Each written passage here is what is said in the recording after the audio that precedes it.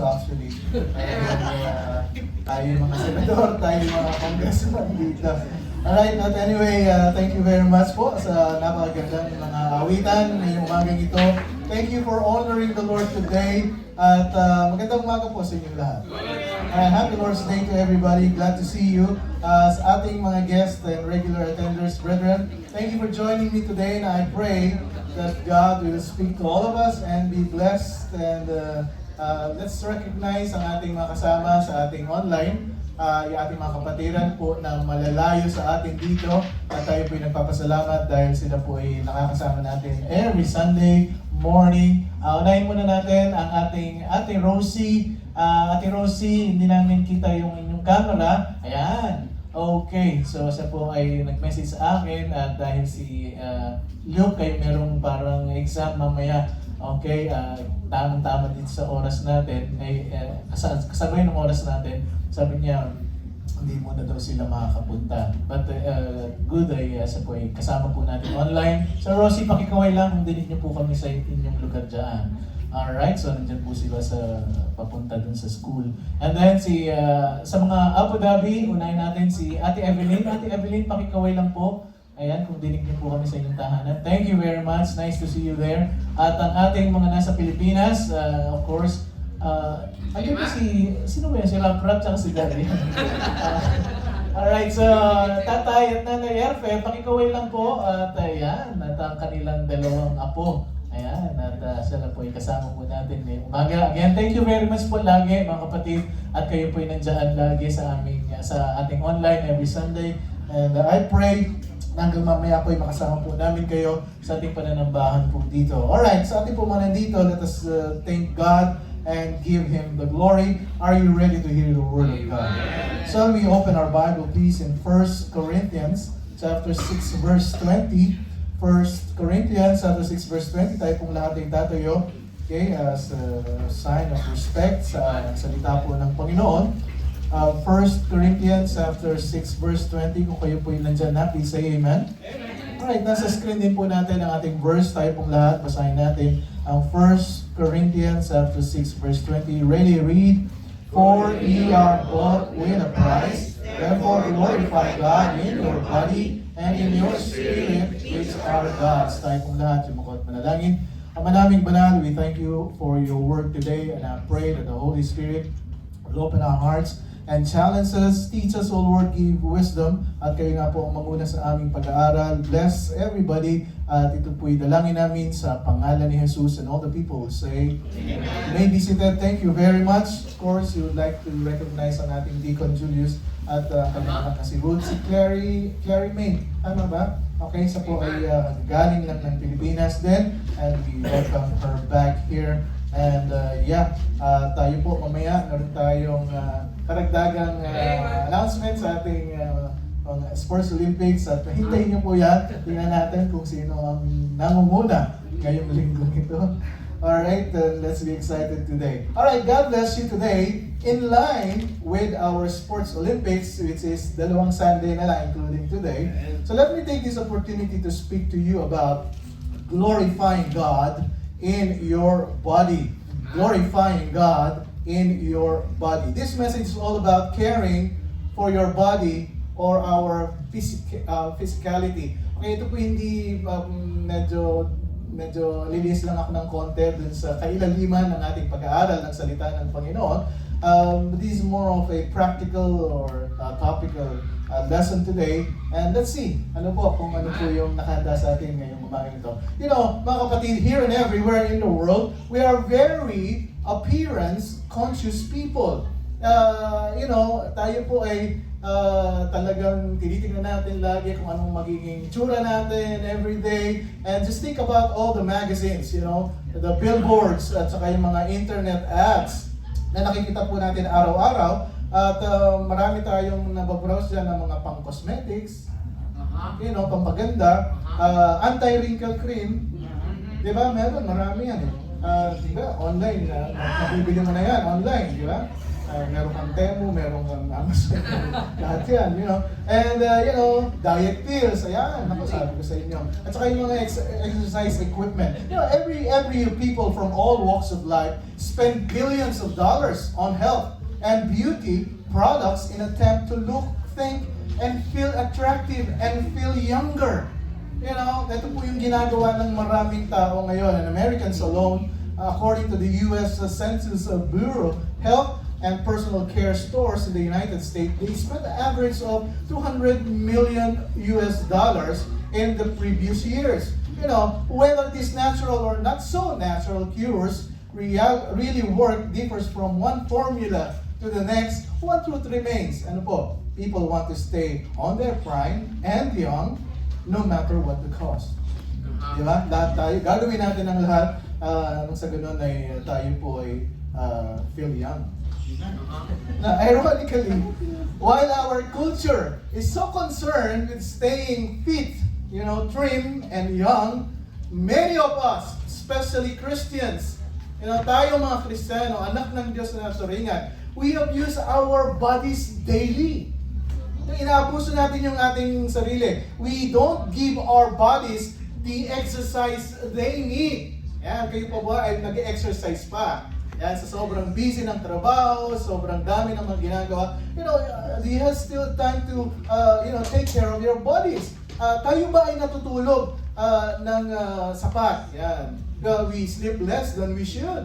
Hindi, kaya ko pang gumising ng, 2 oras lang araw-araw ang tulog ko. That's fine with me. We eat more dessert. That is good for us. Diba? And we continue to neglect the good nutrition and vitamins and health foods that we know will benefit our bodies. Minsan, mas gugustuhin pa natin yung pizza kaysa sa vegetable. Diba? Makakarinig tayo ng mga katwiran and say, Pastor, this body is temporary, temporary lang naman ito. Bukas, hindi na alam kung saan tayo, kung nasaan na tayo. The Lord's giving me a new one when He returns. In fact, magkakaroon ako ng glorified body. So I don't have to worry about this one. Nakatwiran pa. That's fine, but we take note that the Bible reminds us explicitly in 1 Corinthians 16:19, ang sabi niya, what? Nagulat pa siya, what? Know ye not that your body is the temple of the Holy Ghost, which is in you, which ye have of God, and ye are not your own. Anong sabi niya? Ikaw ay binili na. You are bought with a price. Anong sabi niya? Therefore, glorify God in who? In what? In your body. Sabi niya, bigyan mo ng kalulatian ang Panginoon sa iyong katawan, in your spirit, which are God's. Now, I am not a health crusader here, trying to preach you an herbal salvation. Hindi po. Listen carefully, mga minamahal. There's no verse in the Bible that says we are required to try anti-wrinkle cream, wala namang verse sa Bible na ikaw ay bawal gumamit ng diet pills or required sa iyo yan. Those exercises and vitamin supplements, however, God's word is very clear. Ang sabi niya, we are supposed to take care for the bodies He has entrusted to us. Kailangan nating alagang mabuti yung mga katawan po natin. Sabi nga natin, health is wealth. Maraming nagsasabi, di ba? Pagka ikaw malusog, walang gastos. Kasi nga, hindi ka na hospital, hindi mo kailangan ng mga gamot-gamot. Today, we will look at 4 basic principles we must follow if we want to take care of our bodies. We will investigate how each of us can lay a solid foundation in a physical aspect of our lives. Number 1, our bodies are God's. Ang ating mga katawan ay hindi na po sa atin ito sa Panginoon. Kaya sabi ng 1 Corinthians 16:19, what? Sabi niya, hindi mo ba alam na inyong katawan is the temple of the Holy Ghost? Which is in you, which ye have of God, and ye are not your own. Here, the Apostle Paul highly emphasized to the Corinthian believers that their physical bodies were temple of the Holy Ghost. Ang ating katawan na ito, ang kabuuan po natin ay templo ng banal na Espiritu. God dwelt in them. Tinanahan po sa atin ang Panginoon. Kaya nga sabi ng Psalm 139 verse 14, I will praise thee For I am fearfully and wonderfully made, marvelous are thy works, and thy soul knoweth right well. Kung titingnan niyo pong mabuti, di ba, ang katawan po natin, sabi nga nila, ay 80% water, tama, liquid water, tama po ba? Tapos kung titingnan mo mabuti yung mga medical people, pagka pinag-aaralan, ang dami-daming ugat-ugat yan, na napaka parang maliliit na linya-linya, tama po ba? Okay, and the same is true for believers today, mga kapatid. But God does not simply dwell in our temple bodies, He owns them. Ang katawan pong ito, hindi na sa atin. Ito po yung sa Panginoon. And God is not a squatter. Ang tulad ng iniisip ng iba, squatter lang naman ng Panginoon. Someone who starts building on land before it's legally his. And instead, God is our owner, for He has paid a very high price for us with the blood of His Son. Na ang katawang ito, katawan lang naman ito maagnas din naman ito pagkatapos na wala tayo dito. But it's very clear. Our body is the temple of the Holy Ghost. In other words, our lives, including our bodies, are not our own. They are God's property. Di nga po ba sa ating pagrerenta dito sa UAE? Di ba, pagka tayo magrerenta, most of us here living in UAE ay nagrerenta ng bahay.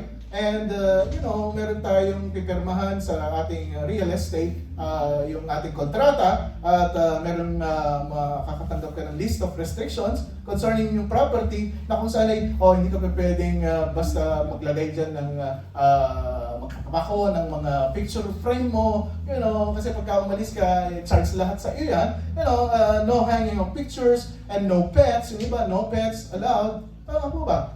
Among others, perhaps in addition to this list of don'ts, there was even a list of things we were expected to do. Hindi lang po yung mga bawal-bawal, kundi ang may-ari ng bahay, as sabihin niya, alagaan mo po diyan, maglinis ka dyan, linisin mo yung banyo, linisin mo yung kusina, sa ganun ay, maganda, merong tiwala sa bawat isa. At of course, pagka gumamit ka ng kuryente, magbayad ka ng utility bills mo. Yung dewa mo, kailangan bayaran mo and everything. So lahat pong ito, the property owner will even require us to leave a security deposit. Alam niyo po ba kung anong ginagawa ng security deposit?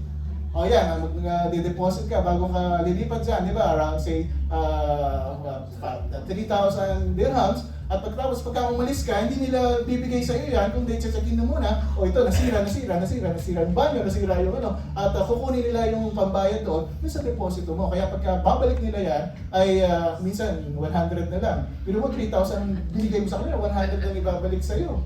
Hindi po ba? Understandably, it's very important to the landowner that you and I take care of his possession. Kung ang real estate nga ay nagagawa nating i-take care yung kanyang property, sa ating mga Kristiyano, we're expected to keep it in a condition that is pleasing to our God. Tayo pong mga katawan natin na sa ating Panginoon, ay talagang ang Panginoon ay nag-expect na, i-take care naman yung templo ko na katawan mo, di ba? Interestingly, our bodies are the same. Just think of our body as at least property from God. Ito po pinarenta sa atin at God is expecting to take care of His body as His property. And any decision to alter, add on, or remodel this property, ito nga po yan mga kapatid. Have it to be cleared by the landlord first. Hindi nga po ba? Why? Because he owns it.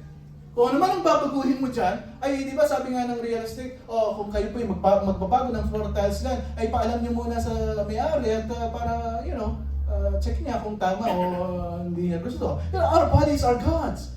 If ever you're thinking about extreme makeover, hello? Magpapatawos ka ng ilong? Hindi ba? Papagawa ka ng cleft chin? Tama po ba? Magpapalive po ka? Ba't di mo konsultahin mo ng Panginoon? Panginoon, ayoko yung ilong na ginawa mo sa akin. Gusto ko baguhin. Hindi ba? Hindi nyo ba alam yung mga puti, inggit na inggit sa mga Asian, yung mga Pilipino, na yung mga ilong natin ang gaganda daw. Di ba? Tayo naman mga Asian, gusto natin yung talagang namang tamos, talagang sobra-sobra. Patangos ng ilong, paggawa ng cleansing, liposuction, ito listen carefully. Mga young people, mga singles. You know, tattoo is unbiblical. It is unbiblical. Paglagay ng ikaw sa ilong, yun ang maglalagay ka ng ilong, di ba? Jewelry dito, tapos meron dito and everything. You know, yung piercing, alam niyo yung piercing, magtutusok ka ng mga, alam niyo, yung sa dila, meron din. You know, tingnan niyo, Leviticus 19:28. Listen carefully, young people. Leviticus 19:28, anong sabi niya? Ye shall not make any cuttings in your flesh. Sabi niya, for the dead. Did you know that when you cut your skin there, it's for the dead? At ang sabi niya, nor print any marks upon you. Ano sabi ng Panginoon? I am the Lord. Ano sabi niya? Huwag mo yan kayo ikakat, huwag mo yan maglalagay ng mga marka-marka, sabi niya. At ang sabi niya, I am the Lord. I am your body is the temple of the Holy Ghost. At pagkatapos tayo naman, ako, uso ngayon, you know, nakita ko very inka, at you know, marami kang na-attract pagka meron kang mga ganito. Pastor, yun po ay under Mosaic law. Ang sinasabi nila, ayan di naman tayo mga Jews, mga Gentiles tayo. Di yan applicable sa atin. Well, tingnan po natin mga kapatid. And we have to understand this, the cutting in your flesh is for the dead. Pagka yan ay kinakat ka, para sa patay yan. Kaya nga sabi niya, did you know that you shall not make any cuttings in your flesh for the dead? Anong sabi pa niya? And don't make any print upon the body because it is likely, you know, a pagan practice connected with idolatry and superstition. They mark their skin with the name of a false god. Kaya po, ang sabi ng Panginoon, you know, don't print any marks upon you. You know, with a symbol honoring some idol, rebellion, you know, alam mo, kaya pinalagay ko to kasi galit na galit ako sa, you know, merong mga ibig sabihin kasi. Or what to draw attention. You know, kasi pagka, tingnan mo naman yung mga singer, yung mga celebrities and everything, they have all their marks on their skin. And it's so cool. You know, but the Bible says, sabi niya, I am the Lord. Don't print any marks upon you. You know, hindi lang mga young people ito. Tayong mga matatanda, di ba? Ganun din po. Huwag kang maglagay ng marka. You know, meron kang mga makikita sa internet ko, talagang puno siya ng pati mata, itim, pati dila, itim, di ba? Anong nangyari dito sa Dubai? Merong Pilipino na nagpa-tattoo and everything, hindi nga siya pinapasok dito. Just because of those prints in his body. Pero don't tell me that the tattoo is unbiblical. It's, you know, but it says so. I am the Lord. You know, understand, God demanded that His children be different. You know, sabi niya, okay, kayo yung mga pinili kong bansa, and you have to be different. God says, I am the Lord. Ano yan, huwag kayong makiayon sa mga pagan practices and everything. The Israelites belong to Him. They were His workmanship, and they should not bear the name of false God on their bodies. At tayo tuwang-tuwa pa, may ako dito, at may marka ako dito. You know, while New Testament believers are that under Mosaic law, we can take, you know, from this commandment, the principle that we as children of God must not be unequally yoked together with unbelievers. Ano sabi ng 2 Corinthians 6:14? Be not unequally yoked with unbelievers. Huwag mong gawin kung ano yung ginagawa niya. Ano bang fellowship ng righteousness sa unrighteousness? Ano bang communion ng light sa darkness? And what concord of Christ with Belial? Or what part are ye that believeth with an infidel? You know, ano bang agreement ng templo ng Diyos sa mga idols? For ye are the temple of the living God. And as God has said, I will dwell in them. Nananahan ako sa inyo. Kahit saan ka pumunta, ang sabi ng Panginoon, ay kasama mo siya. And walk in them. Ang sabi niya, and I will be their God. And they shall be my people. Mga kapatid, ano sabi niya, wherefore? Kaya nga, sabi niya, ay kailangan ko mag-separate dyan. You have to come out from among them. And be ye separate, saith the Lord. Ang sabi niya, and touch not the unclean thing, and I will receive you. You know, and will be a father unto you, and ye shall be my sons and daughters, saith the Lord Almighty. God demanded that His children be different. Kaya nga wala tayong dahilan sa harapan ng Panginoon. Mapamosaiklo yan, in the New Testament, sabi nga, be an equally yoke with unbelievers. And you have to understand this. Sabi ko nga po sa inyo, sa Bible study natin, mapag-aaralan natin, na hindi lang po tagapagligtas ang pinapasok natin sa ating puso, kundi Lord. When you say Lord, He is the Master. He's the ruler. He's the controller of your life. And as children of God, sabi ng Romans 3:31, do we then make void the law through faith? Sabi niya, okay, mga batas-batas na yan ba ay sinasantabi na natin? Ang sabi niya, God forbid. Ano sabi niya? Yea, we establish the law. Kaya nga ngayon, mas maintindihan natin yung Ten Commandments na love God with all your heart, with all your mind. Kasi nga po, ito yung mga nangunguna sa Ten Commandments, yung first at saka second commandment. Tama po ba? We establish the law. We're not obeying the law to get saved. Kundi tayo po ino-obey natin, tayo po sumusunod dahil nga ligtas na po tayo. And we understand what we are doing now. Hindi naman tayo yung law na, okay, gumawa ka ng isang tupa dyan at katayin mo at i-offer mo. Wala naman tayo mga ganun dito. Dahil tapos na yun, lahat na yun, tapos na. Ang Panginoong Jesucristo na, yung Lamb ay, di ba, nabuhos ang kanyang dugo para sa atin. That's it, that's finished. Now, there are 4 basic principles we must follow. We want to care for our bodies. Number 1, our bodies are God's. Our bodies are meant to serve others and accomplish purposes. 1 Corinthians 6:20, for ye are bought with a price. Therefore, ang sabi niya, you have to glorify in your body. Ito po yung purpose. Why our bodies is owned by God. This means you will need your body for whatever task God has called you to accomplish. Kaya hindi po natin pwedeng abusuhin yung ating katawan. Kaya nga mahirap may sakit ka tapos gusto mo magsimba, hindi ka masimba dahil may sakit ka. Tama po ba? Ano sabi ng Panginoon? You have to really take good care of yourself. Kasi nga, pagka ikaw ay manalambahan na, ay kailangan mong nandun ka. Sa ating mga may masasakyan po dito, pagka nagkakaroon tayo ng pagpa-check up, pagpa-service sa ating mga repair shop din, maintenance shop, diba? Chinecheck nila lahat.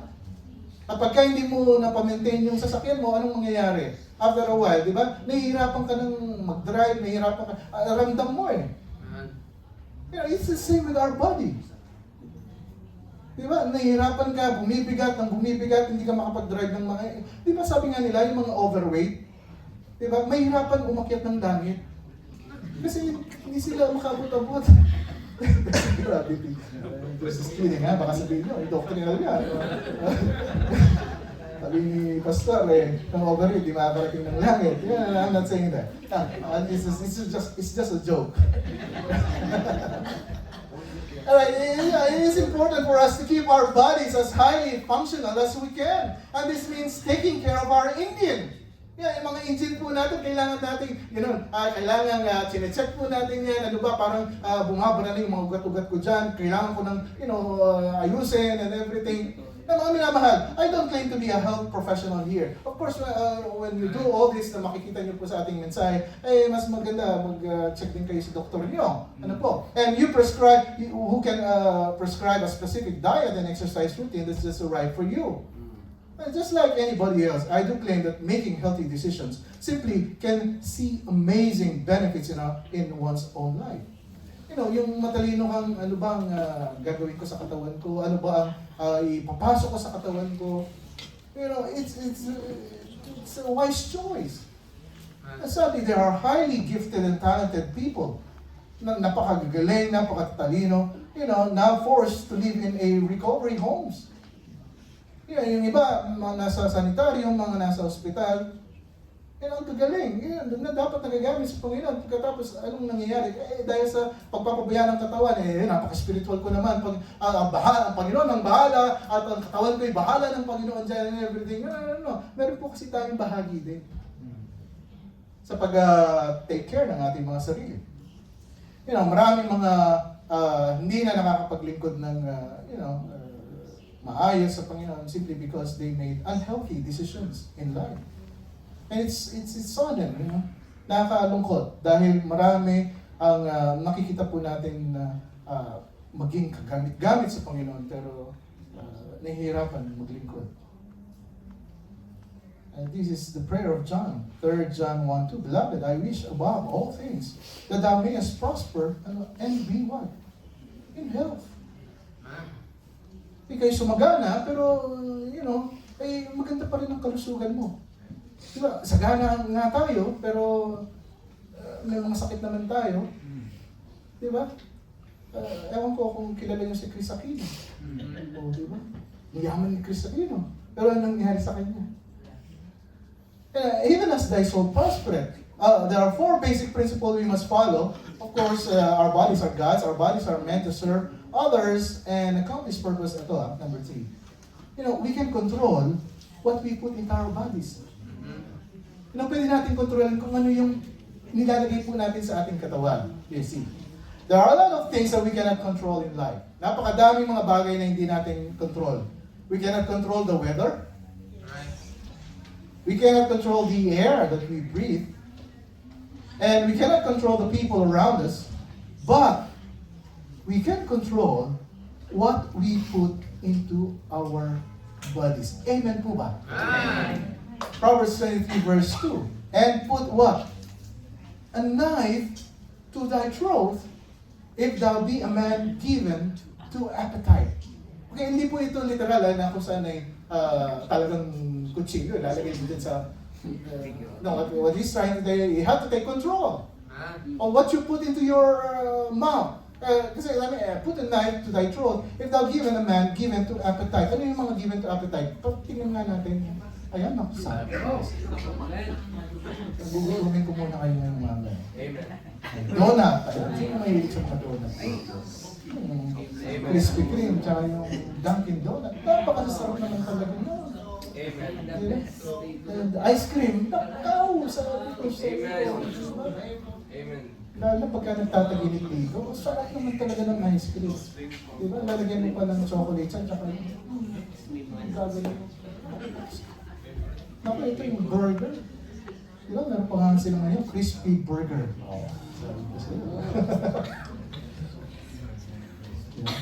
Next, ating mga soft drinks ako. Sabi ko na. They're given to milk tea. We go back to the mga preserve Pampangas best. Yan. Yeah. Sabi ng Biblia, sabi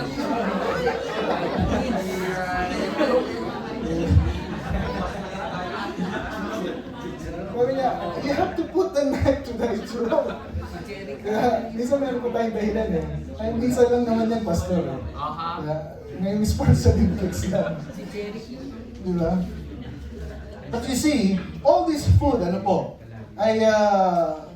many people don't realize today, the reason they don't feel well, and the reason they don't have this energy that they need, many people deal with headaches, kaya laging sumasakit ang ulo mo, and pains, and sometimes even more serious, at mga chronic illnesses na yan, simply because of what they are putting into their system every day.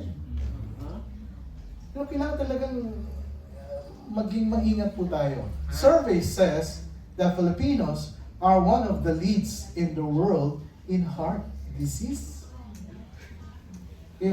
Ang mga Pilipino, may mga maraming sakit sa puso. In Philippines, we have more cancer per person than any other nation, compared to Japan. We are one of the heaviest countries with more people overweight. Some of this might be hereditary, but much of it because of the poor habits that we've developed concerning eating. Lalo na pagka, nakakatikim tayo ng masasarap na pagkain, babalik-balikan natin po yan. And because of the food that we are choosing, andyan pa na po yung chicharong bulaklak. Kasi yung chicharong bulaklak. Ayan, ito si Mark Twain, pagka kayo nanonood dito sa mga vlog niya, mapapakain kayo ng todo. Diba ang dami ng mga vloggers ngayon, tungkol puro Puro street food, puro pagkain. Talaga ng pagkananood ka. Di ba? Gusto mo nang bumili sa labas and everything. And a lot of times, we're praying for God to give us a miracle. At ang ginagawa pa natin, God, I don't feel well today. I need more energy. And God, please take away these headaches and I need a miracle. And ito po yung ginagawa kasi natin. But listen carefully mga kapatid. Hindi naman talaga natin kailangan ng milagro. What we need is a lifestyle change. Number 4. Pangapat na tayo, bilis ha. 4 basic principles we must follow if we want to take care of our bodies. Our bodies are God's. Our bodies are meant to serve others and accomplish purposes. We can control what we put into our bodies. And then lastly, we need to develop better habits to take care of our bodies. Ano sabi ng Romans 12:1? I beseech you, therefore, brethren, by the mercies of God, ano sabi niya? You have to present your bodies a living sacrifice, holy, acceptable unto God, which is your reasonable service. Ano sabi niya? You have to present your bodies. Hindi niya sinabing you have to present your spirit. No, sabi niya, you have to present your bodies a living sacrifice. Sabi niya talagang buhay, malakas, yung magandang pangangatawan. Ang sabi niya, ano pa ang silbi kung ikaw ay, sakitin na tapos ito nga po yung sinasabi ng Panginoon. You have to present your bodies a living sacrifice. Ano sabi niya? And be not conformed to this world. Na pagka nakikita mo yung vlog ni Mark Twain, kung anong kinakain niya, kakainin mo na rin. Ano sabi niya? But be ye transformed by the renewing of your mind. Kailangan talagang pag-aralan mo buti. You have to have a renewed mind that you may prove what is that good and acceptable and perfect will of God.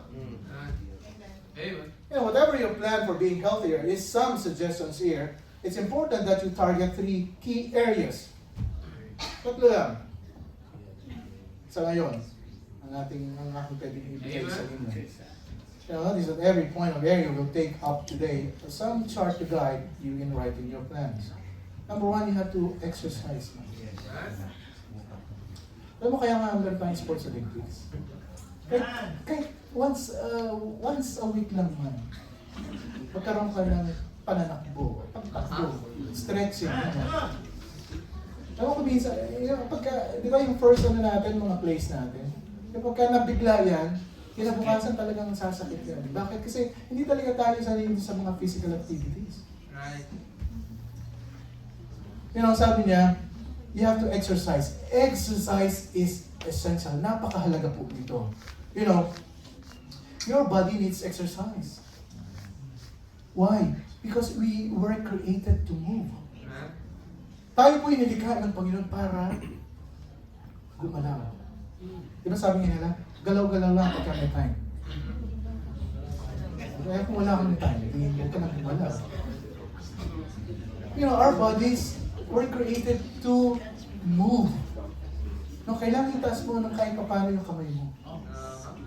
I-stretch ng konti. I-bend mo ng konti. I-bend mo pa.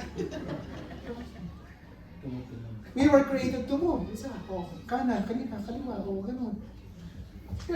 Compare lifestyle of people in the Old Testament with today's society. Titingnan niyo po, di ba? Noong Old Testament, kaya ang lulusog nila Alam mo, bakit? Kasi lakad sila ng lakad. Pumunta tayo ng Jerusalem. 3 days, maglalakad ka. Walang reklamo yan. Lakad. Lakad.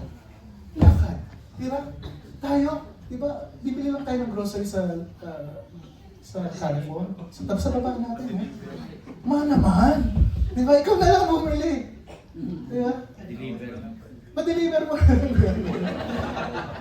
Patalabat mo na. Paano mo na lang, di ba? No. The people then, sabi ko nga sa inyo, naglalakad sila. At knowing nasa Middle East sila, kaya sabi ko nga sa inyo, talagang napaka-advantage na meron tayong klima dito na ganun ang init, temperatura. Kasi bakit ka mo? Pagka naglalakad ka, anong mangyayari sa'yo? Hindi mapapagod Anong mangyayari sa'yo? Magpapawisan ka. Ba, yung benefit ng pawis, toxic po kayo yan sa katawan. Yan po yung lalabas. Tama po ba? Doon sa mga medical people dito, Check nyo ako kung mali ako kailangan po kasi ng katawan natin pagpawisan. Alam mo kung bakit tumataas yung BP mo? Kaya tumataas yung sugar mo, kasi hindi ka pinagpapawisan. I don't know. Walang ulam. Yeah, they walk. Di ba? At pagkatapos, ang kinakain nila noon, hindi pizza, hindi mga preserved food, hindi mga processed food, di ba? Anong kinakain nila? Hilaw na rabbit. Hilaw na yung mga may dugo-dugo pa, di ba? Niluluto naman nila yun, yung panahon na. Ay ngayon, di ba? Ngayon, nandiyan na yung MRT sa Karama, magiging car-free zone. Yan, gagawin ko nila dyan, di ba? Ang gaganda naman ng mga train at saka talagang gusto mo lagi nasa aircon ka. Ibang-iba talagang lifestyle doon, tsaka ngayon. Ay, di ba pagka may sasakyan tayo, ang gusto natin parking yung pinakamalapit doon sa lugar natin. Di ba? Pwede namang mag-park doon sa tapos lakad ka, at least makalakad ka ng, di ba? Stretch ng konti yung mga joints mo. Yes! Amen! Yung isa. Tapos, eto yan meron silang exposure. Yung exposure nila sa araw. Yes. Di ba kaya yung mga bata, yung mga nasa school, talagang pinapaarawan nila. Sabi ko, tanghaling tapat itong mga batang to. Di ba parang nandiyan sila sa... Kasi nga, may vitamin yung exposure natin sa sun. Tama po ba? At tayo naman, di ba? Pagka nandiyan na yung sinag ng araw, sa bahay pa lang, di ba? Yung sa bintana. Ayaw natin parang masunburn yung ating mga... Di ba?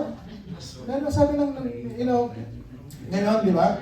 Abya, para pumuti ka, di ba? Kasi gusto mong pumuti. Ang kailangan sa'yo yung skin product. Yan.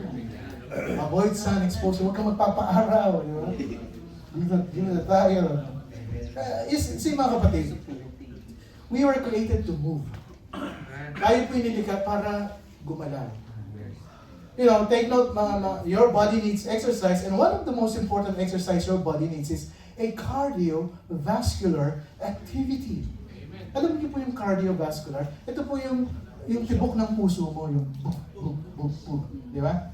Tingnan niyo nung bata po kayo, yung inyong tibok ng puso is around 200 beat per minute. At habang tumatanda tayo, dahil ayaw na natin kumilos, alam niyo po ba yung ating heart rate nagiging 60 to 90 beat per minute na lang yan. At pagka naging 40 yan, sabi ko, naging 30 beat per minute na lang yan. Ay, malapit ka na. Di ba? Kasi kailangan mong i-maintain Kaya kung pipili nga abulin mo yung 200 beat per minute. Pero sabi nga nila, talagang ganyan, nagkakaedad. Hindi naman natin pwedeng ibalik yung... Pero at least, 20 minutes, 3 times a day. Kaya nga sabi ko siya, we are created to move. Ba't di mo itaas yung kamay mo habang nagtatrabaho? Tapos medyo i-bend mo ng konti. True, it is very true. Tama, di ba? At nakaka-anti-stress po yung paggalaw. Nakaka-anti-stress. Di ba stress na stress ka? O di ba, lumabas ka sa bahay. Nakikita mo ang misis mo.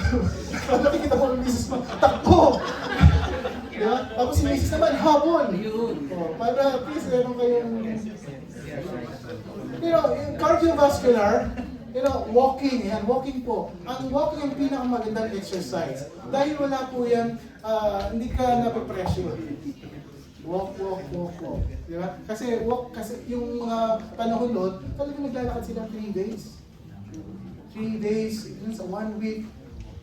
Pero ang lulusog po nila, hindi sila kumakain ng ice cream, ng donut, hindi sila kumakain. Amen. May patintero ka, alam ko mga ganun. Pero agawang panyo nasa sabi ko sa inyo. Di ba? Sila lang, talagang basta na agaw yung panyo. Di ba? Tawag natin, agawang panyo. Di ba? You can do your favorite sports. May basketball tayo, may football, tennis, badminton, and others. Galaw-galaw. You can have a regular swimming activity kung meron kayong pool sa inyong condo, sa inyong apartment. Gamitin nyo. Kasi kasama yun sa bayad po natin. Ano po? And any exercise to get your heart pumping faster and your lungs working harder. Kung mahilig ka mag-aerobics, mag-aerobics ka. Magsumo. Para din mabigla yung mga muscles sa buto-buto mo, of course you have to start stretching. Hindi yung, kasi yung message namin kanina kailangan maggagalaw ka. At pagkatapos natin ito, nagtatakbo ka na, magmula dito hanggang Karama. Pagdating mo doon, tingnan natin ang mangyayari sa'yo. You have to stretch first, of course. Very important. Inhale, exhale. Ako kung nag-inhale, exhale ka pa. Di ba? Ang boss ko yung problema.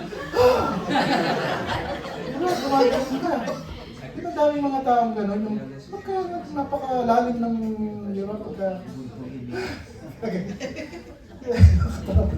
Bagsak yung balikat.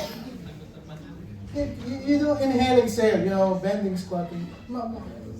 Maliit na mga to, pero ito po'y ang laking tulong sa atin. Pero pagka yung hindi ka na yung mga ugat mo, magsisikip-sikip yan eh.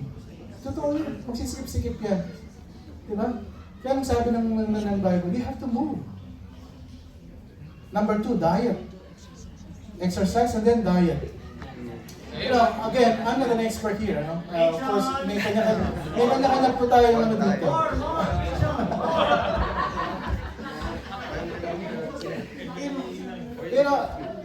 Sa diet, your body needs healthy food.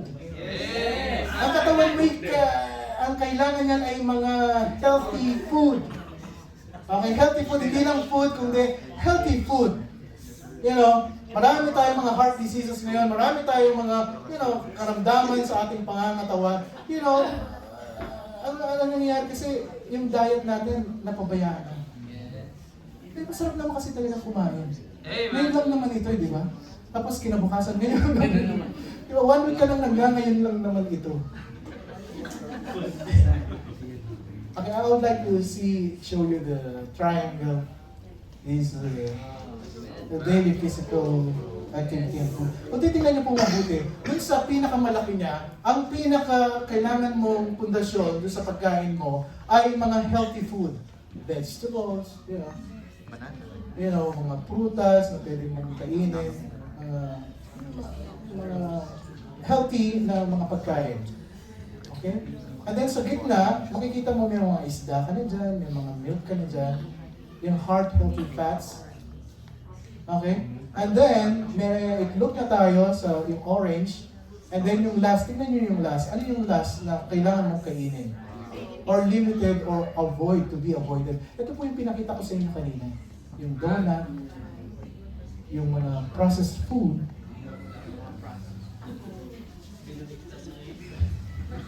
Ngayon, binaliktad no? Ang pinaka-konti yung gulay. Ang pinaka-marami, yung mga pizza. You have to make a healthy eating habit, mga kapatid. Eating healthier doesn't have to be overwhelming. Eating healthier also doesn't mean deprivation. Kailangan niyo pong maintindihan po ito. You just have to make a few changes, If you want to adopt healthy habits that will last, then the easiest way to do is by making small, gradual changes. Unti-untiin mo. Huwag yung, ngayon, di na ako kakain mo. Sabi ni Pastor, wala nang donut, wala nang ganito. Unti-untiin mo. Kasi mahirap din. If you want to adopt healthy habits that will last, then the easiest way to do is by making a small, gradual changes. Don't expect too much from yourself too soon.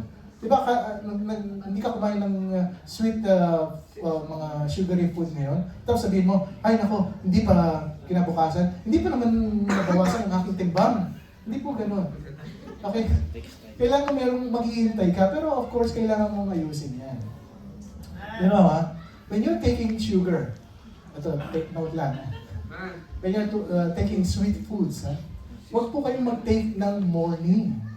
Sa mga bata, okay po yan, kasi kailangan nila ng sabi nga nila energy. Pero kung ikaw ay nasa 30 years old na, Yes, 30, unahin ko sa 30, sa 30 pataas, yung sugary food, yung pagka-umaga, hindi mo na kailangan yan.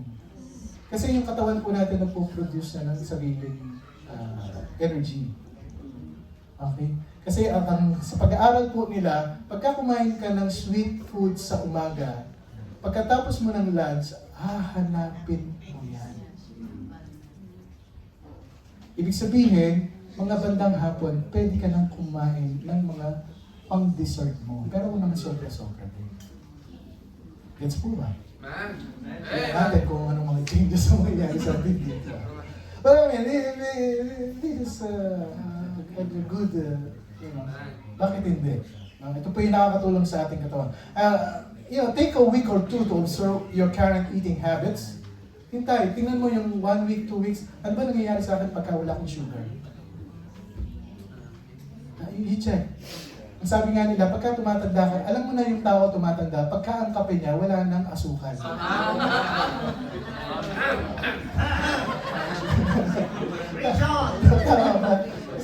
wala talaga ng asukal. Hindi naman basta na-appreciate lang yung kape. Sugar, ang sugar po is one of the, sabi nga nila, is one of the poisonous food na nagagamit po sa atin. Kaya hinahanap-hanap natin. Tingnan mo pagka kumain ka ng donut, after a while, hinahanap mo siya. Pagka nag-milk tea ka, di ba? After a while, hinahanap mo siya. Makita mo pa lang siya, bili tayo. Bili tayo. Kasi yan po yung na-addict tayo. Small changes, mga kapatid, mean big rewards. Ano sabi ng 1 Corinthians 10:31? Therefore what? Ye eat. Therefore ye eat or drink, or whatsoever you do. Ano sabi niya? You have to do for the glory of God.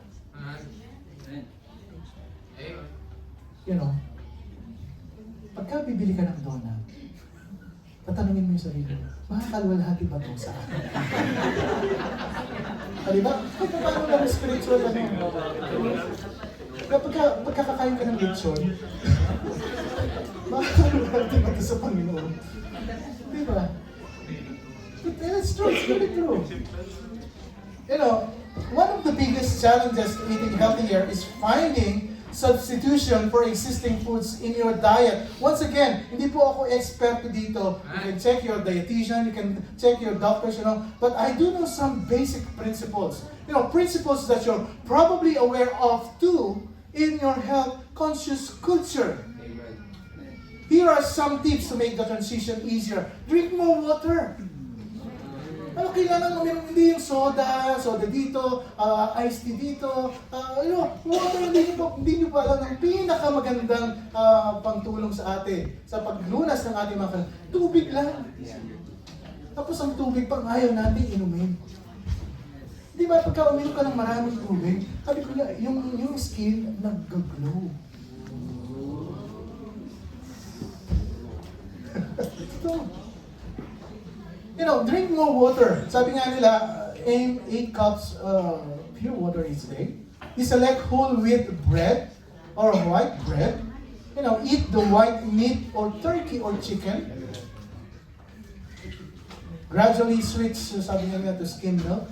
I don't know what skim milk is. Mas non-fat siya, sabi nga nila. Alright? You have, kesa sa mga chips ang ini-snack nyo, you snack with like yung cucumber, yung carrot sticks and everything, mas okay po yun. Right? Kaysa sa donuts, candy, and chocolate bars. And sa pagkain niyo po, huwag kayong gumamit ng malaking plato. Kasi pagka malaki yung plato mo, tapos konti lang yung nilagay mo, sabi mo, konti naman, parang hindi naman. Ang gagawin mo, kukuha ka ng mas marami. Tama po ba? True. Anong kailangan gamitin mo? Platito. Isang platito ng kanin, isang platito ng ulam, isang platito ng sweets. It helps, It helps. You deserve the very best, mga kapatid. You deserve the very best. You can consult your expert, your health expert, bago niyo po simulan. Or slowly, you can do it by yourself. Basta knowledgeable po kayo kung ano po yung mga gagawin niyo. Here's a chart, no? Pwede kang kumuha ng chart sa kusina mo, lagay ko yun. Foods to avoid and foods to include. Ayan. Baka pagbalik na rin mo, ha? Hindi po alright, decide today to take care of your temple. Ngayong araw na ito, don't put things in that you know shouldn't be in. Huwag mong ilalagay sa katawan mo, alam mong hindi yan para sa katawan mo. Limit the sugars. Drink more water. And lastly, sleeping habit. Your body needs to move. Your body needs healthy food. Your body needs enough rest. Ayan.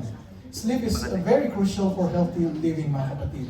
Kung gusto mong maging malusog pa, alerto ka, concentrated ka, magandang meron kang magandang sleeping habits. Sabi nga nila, compared sa 8 hours na sleeping, mas maganda yung 3 hours, 4 hours na malalim na tulog. Ewan ko lang kung tama yun. Diba? Kasi nakakompleto ka nga ng 8 hours, pero gising ka, gising yung diwa mo and everything. Tama? I don't know, this is just what I read some of it. Most health professionals recommend that we get somewhere between 7 and 9 hours of uninterrupted sleep each night. Yan, kaya nga po pagka kayo natutulog, huwag katabi yung cellphone. Di ba, matutulog ka na nun?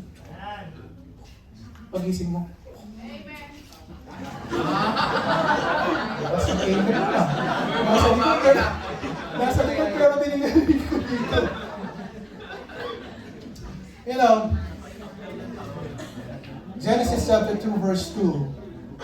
Itong sinasabi ng Biblia. Genesis pa to Ano sabi niya? And on the seventh day, God ended His work which He had made, and He rested on the seventh day from all His work which He had made. Sabi niya, siya po ay nagpahinga. And God blessed the seventh day and sanctified it because that He had been rested from all His work which God created and made. Alam niyo po ba, sabi nga ng Biblia, kailangan mo talaga ng rest. Kailangan mo ng rest, yung katawan mo, kailangan mo ng rest.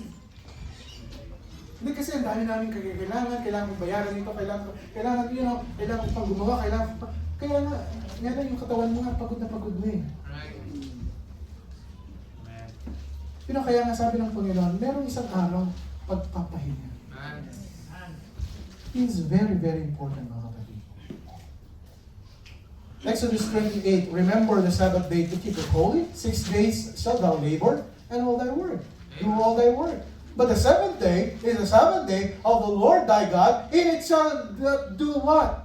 Any work. Sabi nga, thou, nor thy son, nor thy daughter, thy servants, nor thy cattle, nor thy stranger that within the gates. For in 6 days the Lord made heaven and earth, the sea, and that in them is, and rested the seventh day. Wherefore the Lord blessed the Sabbath day and hallowed it. Mga kapatid, napakahalaga po ito. You see, we all know all this lifestyle. You know, we're paying a lot of bills here, expenses and everything. Pero sabi ng Panginoon, you know, for God's sake, sabi nga nila. Diba? Isang araw pa niya. Pero hindi lang oras araw. I'm always thinking, sabi ko, yung mga lifestyle noon, compared to ngayon, sabi ko, paano ka nga makakapagpahinga? Ang dami mong babayaran. Bayad ka ng AC, bayad ka ng dewa, bayad ka ng tubig. Puntahin mo yung anak mo sa school and everything. Nung Old Testament, wala namang mga ganun. Yes. Nabuhay ang mga tao. Tag-ilang taon ng buhay nila? 900 years. 700, 500 years. Ano nangyayari sa tao ngayon? Ito nga ang ginagawa ng kalaban. Ini-stress lahat tayo. Ang sinasabi niya, nako, wala na kayong time sa mga katawan niyo. Kasi yung mga katawan yan, hindi naman yan mga importante. Ang sabi ng Panginoon, your body is the temple of the Holy Ghost.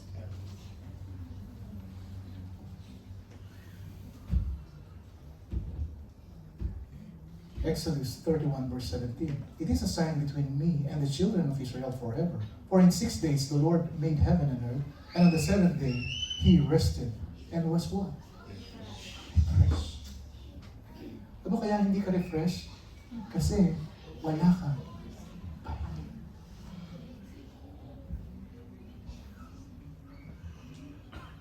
We cannot be confident that God desires us to rest, for He has designed our bodies to be at rest. He has instructed us to do so, even if that means taking a nap during the day. Taking time out of your busy days to replenish your body's energy is by no means self-indulgent or sinful. Minsan nagigilty pa tayo. Mga kapatid, your bodies are the temple of the Holy Spirit. Kailangan po natin asikasuhin, alagaan mabuti ito. Ayaw natin, 25 years old ka pa lang. High blood ka na. Maganda, 60 years old ka na, wala ka pang maintenance. Amen. Remember this after this. As I close, you know, Caleb glorifies God in his body in Joshua 14:12. 80 years old na siya dito, At ang sabi niya, God, give me another mountain. Sabi niya, God, give me something else to do. You know, kailangan kong pakilusin ang aking katawan. Mga minamahal, the saying is true. God wants you to be the most blessed people around the world. You know, the happiest and the healthiest. But you've got to do your part. Kailangan gawin mo yung bahagi, discipline yourself to make a healthy choice. You may be fine now, but if you're going to abuse your body later on, it's going to cut you up. Hindi mo pwedeng sabihin na bata pa lang ako, you know, sabi ko nga po sa inyo, if you will make choice for your health today and start developing better habits, then you'll just be like Caleb. You'll get stronger. You know, you even be better looking. Now you have to make a meaningful commitment. Pagka sinabi mo magda-diet ka ngayon, mag-diet ka. Pagka sinabi mo mag-exercise ka, mag-exercise ka please. Ako lang please. And with many good intentions in life. Ang dami nating gustong plano sa buhay, magandang future sa ating pamilya. Pero kung tayo may karamdaman sa ating katawan, paano po natin matutupad ang mga? Right. This is a very practical message today. Amen. But it helps, you know. 1 Corinthians 6:20, for you are bought with a price, therefore glorify God in your body and in your spirit, which are God's. Mga kapatid, let's start to do this. Mamaya, pagkakataon mo na, kapag-stretch, takbuhan yata mamaya natin. Sabi. Magandang kahit pa paano mapaarawan tayo. You know, ang araw po ay benefit sa atin. Hindi naman sobra-sobra. Yung tama lang ang paaraw. Malaking bagay po yan. Okay, let's glorify God in our body. Tayo pong lahat tatayo. So all stand up please, so we bow our heads and close our eyes so we pray. Heavenly Father, we thank you Lord for our practical message today. Very important dahil nga po ang aming katawan, physical, ay ito po'y templo ng Banal na Espiritu. And you desire us to take good care of this temple. Take good care of this body that we have. Pagka may sakit po ito, hindi lang po kaming nahihirapan, kundi mga tao rin nakapaligid po sa amin. Panginoon, we don't want burden sa mga mahal po namin sa buhay, sa mga nakakasama po namin sa aming buhay.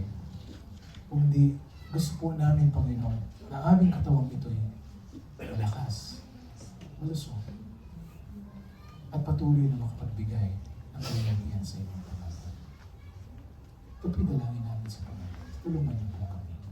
Habang tayo nakayuko, nakapakita ng ating mga wala. God has spoken to your heart. Maybe these last few days, last few weeks, few months, maaaring naabuso na yung katawan mo.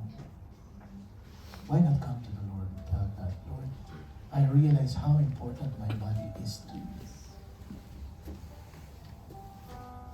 You know, ito po yung binili niyo. You bought it with your price, with a high price. Na niligtas niyo po ako. Help me, Lord. That this body that I have, I will take good care of it. Panginoon. Because I want to serve you more. I want to glorify your name in this body. I'm not going to print any marks on my skin, O Lord. I'm not going to cut any skin for the dead, O Lord. Because you are my Lord. Tulungan niyo po ako. Kapatid, God has spoken to you. I want you to come and speak to God. Kausapin mo. God wants you to exercise. God wants you to make a healthy food choices. God wants you to have rest. Enough rest. Why don't you commit to God? Panginoon, I'm going to take good care of this temple. Aalagaan ko po ito ng mabuti. I'm going to take control of what I put inside my body. Give me wisdom. Give us wisdom. You speak to God, kausapin mo ang Panginoon. Sabi yung mga guests, meron pong lalapit po sa inyo, mga kapatid namin sa pananampalataya. You'll pray and receive Christ in your heart. Make Jesus not only your Savior, but the Lord of your life. Kapatid, you pray, you talk to God. Kausapin mo ang Panginoon.